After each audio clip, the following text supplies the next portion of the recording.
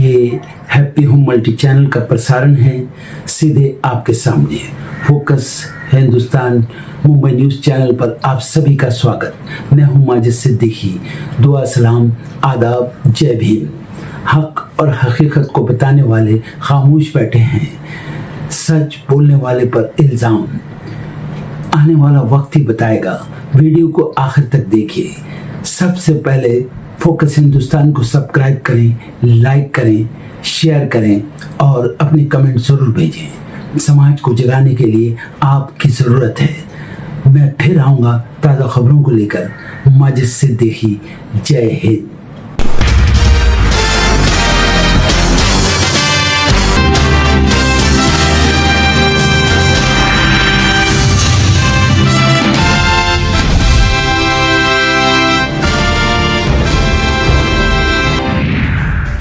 CM Nitish Kumar की अध्यक्षता में होगी कैबिनेट की आखिरी बैठक। नीतीश की दिल्ली रवानगी से पहले कई अहम प्रस्तावों को मिल सकती है मंजूरी। 12 अप्रैल को राज्यसभा सदस्य के रूप में शपथ ले सकते हैं नीतीश। बिहार के नए मुख्यमंत्री के लिए बीजेपी में हलचल तेज। सम्राट चौधरी सहित तमाम नेताओं को दिल्ली से बुलवाया। 10 अप्रैल को होने वाली बैठक में प्रदेश कोर कमेटी से मांगा जा सकता है मुख्यमंत्री का नाम। बीजेपी अध्यक्ष की अध्यक्षता में होगी बैठक। सीएम ममता आज भवानीपुर से करेंगी नामांकन। बीजेपी ने इस सीट से शुभेंदु अधिकारी को बनाया है उम्मीदवार। दोनों के बीच होगा कड़ा मुकाबला। असम के सीएम हिमंता बिस्वा शर्मा पर कांग्रेस नेता भूपेश बघेल का हमला। कहा, कोई भी मुख्यमंत्री किसी भी राजनीतिक पार्टी के सदस्य को गाली दे, इसकी निंदा होनी चाहिए। 5 राज्यों में चुनाव के मद्देनजर बीएसएफ के अफसरों और जवानों की छुट्टियां रद्द, तुरंत लौटने के आदेश। पश्चिम बंगाल में सबसे ज्यादा तैनाती। पूर्व कांग्रेस सांसद मोहसिना किदवई का निधन। 94 वर्ष की उम्र में ली अंतिम सांस। राजनीति में शोक की लहर। कांग्रेस अध्यक्ष मल्लिकार्जुन खड़गे पर सीएम हेमंता की टिप्पणी पर भड़की प्रियंका गांधी। कहा, अपमानजनक भाषा का इस्तेमाल अत्यंत शर्मनाक और अस्वीकार्य है। सीएम हेमंता ने खड़गे को बताया था पागल। बीजेपी सांसद रवि किशन के बयान पर सपा प्रमुख अखिलेश यादव ने कसा तंज। कहा, सांसद जनता का प्रतिनिधि होता है, मुख्यमंत्री का खिलौना नहीं। रवि किशन ने खुद को बताया था सीएम योगी का स्ट्रेस बस्टर। पाकिस्तान के बयान पर जम्मू कश्मीर के सीएम उमर अब्दुल्ला का करारा पलटवार। कहा, कोलकाता तो दूर, मुश्किल से जम्मू पहुंचे। पाकिस्तान ने कोलकाता में घुसकर हमला करने की दी थी धमकी। उत्तराखंड के सीएम हरीश रावत का बड़ा बयान। कहा, बीजेपी के खिलाफ बदलाव का नेतृत्व करने का सौभाग्य हमको मिलने जा रहा है। राज्य बदलाव करने की पड़ाव पर है। ईरान और अमेरिका के बीच 2 हफ्ते का युद्ध विराम। डेडलाइन से ठीक पहले अमेरिकी राष्ट्रपति ट्रंप ने किया ऐलान। इसराइल ने भी जताई सहमति। ईरानी सेना को हमले रोकने का आदेश। ट्रंप के सीजफायर ऐलान के बाद आया सुप्रीम लीडर मुज्तबा खामेनेई का बयान। कहा, जंग का अंत नहीं। लेबनान पर नहीं लागू होगा युद्ध विराम। इजरायली पीएम नेतन्याहू ने खारिज किया पाकिस्तान का दावा। पीएम शहबाज को लगा झटका। स्टेट ऑफ हॉर्मुज से ईरान ओमान को मिला टोल वसूलने का अधिकार। अमेरिकी राष्ट्रपति ट्रंप ने तेहरान की शर्तों को माना। टाइम्स ऑफ इजराइल की रिपोर्ट्स में हुआ दावा। ईरान की 10 सूत्रीय मांग पर बात करने को मजबूर हुए अमेरिकी राष्ट्रपति ट्रंप। बोले, ये बातचीत शुरू करने के लिए व्यवहारिक आधार। तेहरान ने बताई अपनी बड़ी जीत। ट्रंप ने ईरान पर रोकी कार्रवाई। तेल के गिरे दाम। 2 हफ्ते की मोहलत से उछला अमेरिकी बाजार। ट्राई का नया प्रस्ताव। कंपनियों को देना होगा वॉइस एसएमएस का अलग प्लान। 28 अप्रैल तक मांगे गए सुझाव।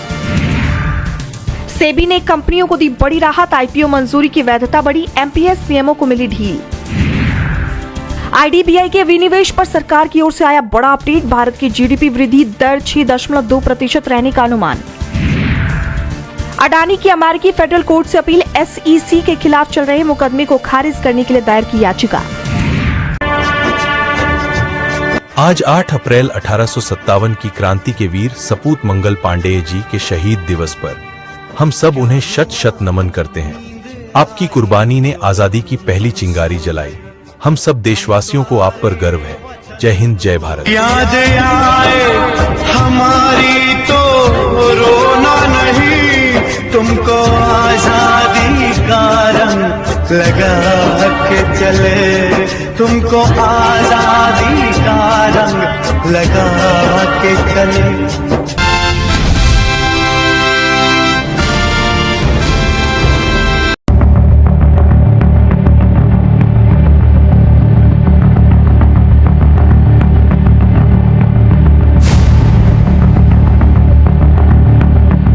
ईरान के खिलाफ युद्ध के बीच अमेरिकी राष्ट्रपति डोनाल्ड ट्रंप ने सीज फायर का ऐलान कर दिया है। ट्रंप ने मंगलवार यानी 7 अप्रैल को घोषणा की कि अमेरिका ईरान के साथ 2 सप्ताह के संघर्ष विराम के लिए सहमत हो गया है। उनका ये बयान ऐसे समय में आया है जब कुछ ही घंटों पहले उन्होंने ईरान पर बड़ा हमला करने और पूरी सभ्यता को खत्म कर देने की चेतावनी दी थी। ईरान को धमकी देते हुए ट्रंप ने कहा था कि आज रात एक सभ्यता की मौत होने वाली है और वो कभी लौट कर नहीं आ सकेगी। इस्लामाबाद ने यूएस और ईरान दोनों को एक पीस प्रपोजल भेजा था जिसमें 2 हफ्तों की मोहलत मांगी गई थी। ईरान और ट्रंप दोनों ने सीज फायर बढ़ाते हुए तय किया है कि 10 सूत्रीय प्रपोजल को आधार रखते हुए पीस टॉक आगे बढ़ाई जाएगी। बता दें कि सीज फायर से पहले ईरान पर अमेरिकी हमले का खतरा मंडरा रहा था। इससे बचने के लिए तेहरान ने एक ऐसी चाल चली थी जिसे डोनाल्ड ट्रंप ने सरासर बेईमानी करार दिया। खबरों के मुताबिक ईरान ने अपने पावर प्लांट्स और अहम ठिकानों के चारों ओर युवाओं को तैनात कर दिया। ट्रंप ने एक इंटरव्यू में साफ कहा कि ईरान का युवाओं को ह्यूमन शील्ड की तरह इस्तेमाल करना पूरी तरह से गैर कानूनी और गलत है। ईरान के इलाम शहर में मंगलवार को बड़ी संख्या में नागरिक सड़कों पर उतरे और ह्यूमन चेन बनाकर अमेरिकी हमले की चेतावनी का विरोध करने लगे। ये प्रदर्शन अमेरिकी राष्ट्रपति डोनाल्ड ट्रंप की ओर से ईरान के महत्वपूर्ण ढांचे जैसे पुलों और बिजली संयंत्रों पर संभावित हमले की धमकी के बाद किया गया। अब सीजफायर के इस समझौते के तहत ईरान हॉर्मुज जल डमरू मध्य को फिर से खोल देगा। अमेरिका और इजराइल की तरफ से 1 महीने से ज्यादा तक हुए तेज हमलों के बाद ईरान ने कहा कि वो वॉशिंगटन के साथ बातचीत करने के लिए तैयार हो गया है। ये बातचीत शुक्रवार से पाकिस्तान में शुरू होगी, जिसका उद्देश्य इस संघर्ष को खत्म करने का रास्ता ढूंढना है। साथ ही इजराइल भी हमले रोकने पर राजी हुआ है। ये सीजफायर फिलहाल 2 हफ्ते के लिए लागू हुआ है। आगे की बातचीत पाकिस्तान में होगी। ये 2 हफ्ते का समय केवल शांति के लिए नहीं बल्कि बड़े समझौते की तैयारी के लिए है। ईरान ने एक 10 सूत्री प्रस्ताव पेश किया है जिसे अमेरिका ने बातचीत का एक व्यवहारिक आधार माना है, तो वहीं अमेरिका ने भी एक 15 सूत्री योजना सामने रखी है। दोनों पक्ष अब इन दोनों प्रस्तावों के बीच एक साझा रास्ता निकालने की कोशिश कर रहे हैं। बता दें कि सीजफायर कराने में पाकिस्तान का भी अहम रोल रहा, जिसका जिक्र ट्रंप ने अपने सोशल मीडिया पोस्ट में किया। तो वहीं ईरान के विदेश मंत्री सैयद अब्बास अराघची ने भी पाकिस्तान के प्रधानमंत्री शहबाज शरीफ और फील्ड मार्शल मुनीर का धन्यवाद किया। ट्रंप ने सोशल मीडिया पोस्ट में कहा, पाकिस्तान के प्रधानमंत्री शहबाज शरीफ और फील्ड मार्शल आसिम मुनीर के साथ हुई बातचीत और उनके अनुरोध पर मैं आज रात ईरान की ओर भेजी जा रही विनाशकारी सैन्य शक्ति को रोकने और इस शर्त पर कि ईरान स्ट्रेट ऑफ हॉर्मुज को पूरी तरह और तुरंत और सुरक्षित रूप से खोलने पर सहमत है। मैं ईरान पर बमबारी और हमले को 2 सप्ताह की अवधि के लिए स्थगित करने पर सहमत हूँ। ये एक द्विपक्षीय युद्ध विराम होगा। तो वहीं पाकिस्तान के प्रधानमंत्री शहबाज शरीफ ने सीजफायर का ऐलान करते हुए सोशल मीडिया पर लिखा, अत्यंत विनम्रता के साथ मैं ये घोषणा करते हुए प्रसन्न हूँ कि इस्लामिक गणराज्य ईरान और संयुक्त राज्य अमेरिका अपने सहयोगियों सहित लेबनान और अन्य सभी क्षेत्रों में तत्काल प्रभाव से युद्ध विराम पर सहमत हो गए हैं। मैं इस दूरदर्शी कदम का हार्दिक स्वागत करता हूँ और दोनों देशों के नेतृत्व के प्रति गहरी कृतज्ञता व्यक्त करता हूँ। मैं उनके प्रतिनिधि मंडलों को शुक्रवार 10 अप्रैल 2026 को इस्लामाबाद में सभी विवादों के समाधान के लिए एक निर्णायक समझौते पर आगे की बातचीत के लिए आमंत्रित करता हूँ। दोनों पक्षों ने उल्लेखनीय बुद्धिमत्ता और सूझबूझ का प्रदर्शन किया है और शांति एवं स्थिरता के उद्देश्य को आगे बढ़ाने में रचनात्मक रूप से लगे रहे हैं। हम पूरी उम्मीद करते हैं कि इस्लामाबाद वार्ता स्थायी शांति प्राप्त करने में सफल होगी और आने वाले दिनों में और भी अच्छी खबरें साझा करने की कामना करते हैं। तो वहीं इसके अलावा अमेरिका और ईरान के बीच 2 सप्ताह के सीजफायर में अहम रोल निभाने के लिए ईरान के विदेश मंत्री सैयद अब्बास अराघची ने पाकिस्तान के प्रधानमंत्री शहबाज शरीफ का धन्यवाद किया। अराघची ने कहा, ईरान की ओर से मैं अपने प्रिय भाइयों पाकिस्तानी प्रधानमंत्री शरीफ और फील्ड मार्शल मुनीर का क्षेत्र में युद्ध समाप्त करने के उनके प्रयासों के लिए आभार और प्रशंसा करता हूं। अराघची ने कहा कि प्रधानमंत्री शरीफ के ट्वीट में किए गए भाईचारे के अनुरोध के जवाब में और अमेरिका के 15 बिंदु प्रस्ताव के आधार पर बातचीत के अनुरोध और अमेरिकी राष्ट्रपति के ईरान के 10 बिंदु प्रस्ताव के सामान्य ढांचे को वार्ता के आधार के तौर पर स्वीकार करने की घोषणा को ध्यान में रखता हूँ। मैं ईरान के सर्वोच्च राष्ट्रीय सुरक्षा परिषद की ओर से ये घोषणा करता हूँ कि अगर ईरान के खिलाफ हमले रोक दिए जाते हैं तो हमारी शक्तिशाली सशस्त्र सेनाएं अपनी रक्षात्मक कार्रवाइयां बंद कर देंगी। साथ ही 2 सप्ताह के लिए स्ट्रेट ऑफ हॉर्मुज़ से सुरक्षित आवागमन संभव होगा। बता दें कि अमेरिका और इजराइल की तरफ से 1 महीने से ज्यादा समय तक हुए तेज हमलों के बाद ईरान ने कहा कि वो वॉशिंगटन के साथ बातचीत करने के लिए तैयार हो गया है। इस सीज़फायर डील में पाकिस्तान ने बिचौलिए की भूमिका निभाई, लेकिन एक देश ऐसा भी था जिसने अगर ईरान को नहीं मनाया होता तो ये डील नहीं हो पाती, और वो है चीन। ईरान ने पाकिस्तान के 2 हफ्ते के युद्ध विराम प्रस्ताव को आखिरी समय में चीन के हस्तक्षेप के बाद स्वीकार किया। चीन ईरान का महत्वपूर्ण सहयोगी है। चीन ने ईरान से लचीलापन दिखाने और तनाव कम करने के लिए कहा। महत्वपूर्ण बुनियादी ढांचे को नुकसान से आर्थिक तबाही के बारे में बढ़ती चिंताओं के बाद ईरान ने पाकिस्तान के 2 सप्ताह के संघर्ष विराम प्रस्ताव को स्वीकार कर लिया। उन्होंने कहा कि संघर्ष विराम को नए सुप्रीम लीडर अयतुल्ला मुज्तबा खामेनेई ने मंजूरी दे दी है। अब इस्लामाबाद में अमेरिका और ईरान के बीच बातचीत होनी है। ईरान शुक्रवार यानी 10 अप्रैल से इस्लामाबाद में अमेरिका के साथ बातचीत करेगा।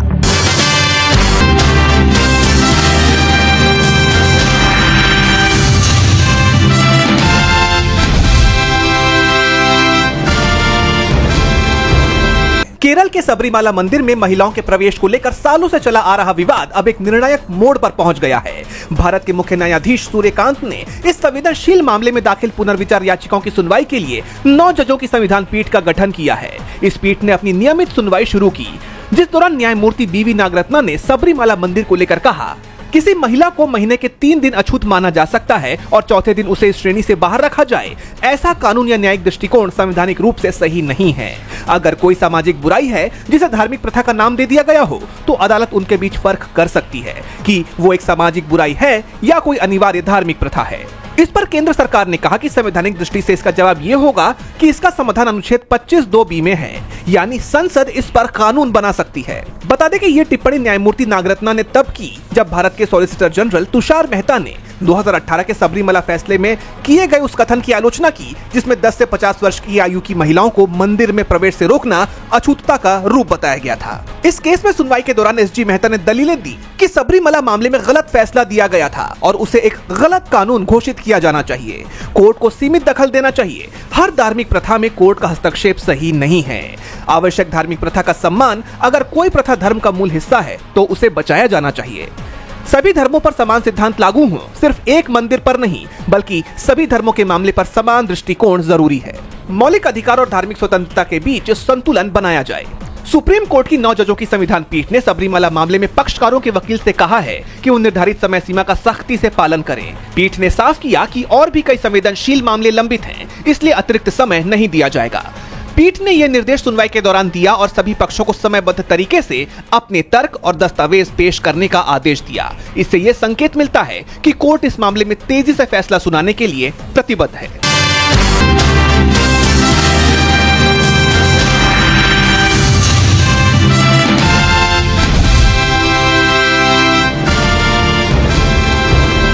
मणिपुर में नई सरकार के गठन के बाद हालात स्थिर होते नहीं दिखाई दे रहे। आए दिन मणिपुर में कुछ ऐसा हो रहा है जिससे ये सवाल उठ रहे हैं कि आखिर कब मणिपुर में पूरी तरह से शांति आएगी। मणिपुर हिंसा को लेकर अभी लोगों के जख्म भरे भी नहीं थे कि इस बीच बीएसएफ जवान के घर पर हमले की खबर सामने आई है। जानकारी के मुताबिक मणिपुर के बिष्णुपुर जिले में 7 अप्रैल को बीएसएफ के हेड कांस्टेबल के घर पर हमला हुआ, जिसमें उनके 2 बच्चों की जान चली गई। सुबह सुबह संदिग्ध उग्रवादियों ने जवान के घर को निशाना बनाकर हमला किया। हमले के बाद इलाके में भारी तनाव फैल गया। नाराज स्थानीय लोगों ने मोइरांग पुलिस स्टेशन के बाहर प्रदर्शन किया। स्थिति को देखते हुए राज्य सरकार ने 5 जिलों में 3 दिनों के लिए इंटरनेट बंद कर दिया है। और अब इस घटना पर लोकसभा में नेता प्रतिपक्ष राहुल गांधी ने पीएम मोदी पर सवालों की बौछार की है। उन्होंने एक्स पर पोस्ट किया, मणिपुर में बीएसएफ जवान के घर में सोते 2 नन्हे बच्चों की जान लेने की खबर दिल को चीरने वाली है। मणिपुर में हिंसा की दहकती हुई आग में आज 3 साल की बच्चे भी निर्दोष झुलस रहे हैं। शांति का कोई संकेत दूर दूर तक नजर नहीं आता। मोदी सरकार इतनी संवेदन शून्य और पत्थर दिल हो गई है कि मानो ये भूल चुकी है कि मणिपुर के बच्चे भी देश के बच्चे हैं, हमारा भविष्य है। कब जागेगी ये सरकार? आखिर कब तक अपनों को खोए हुए लोगों के शव गिनते गिनते मणिपुर करता रहेगा इंतजार? उन्होंने आगे पीएम मोदी को सचेत करते हुए कहा, मैं बार बार कहता आया हूं कि शांति ही एकमात्र रास्ता है। सभी समुदायों को साथ लाकर संवेदनशीलता से ही इस संकट का स्थायी समाधान निकाला जा सकता है। प्रधानमंत्री जी, मणिपुर सिर्फ एक राज्य नहीं, जिम्मेदारी है। सिर्फ नाम का एक बयान काफी नहीं, सिर्फ दिखावे का एक दौरा काफी नहीं। आपको ठोस और तत्काल कदम उठाने ही होंगे, इससे पहले कि हालात पूरी तरह नियंत्रण से बाहर हो जाएं। वहीं अब देखना होगा कि राहुल के इन सवालों का सरकार की तरफ से कोई जवाब आता है या नहीं।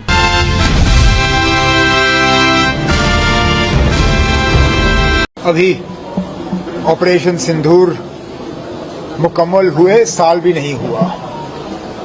क्यों खामखा हमें मजबूर कर रहे हैं उन्हें याद दिलाने पे कि किस तरह के हालात बने हुए थे। कलकत्ता तो दूर की बात, वो मुश्किल से जम्मू पहुंचे।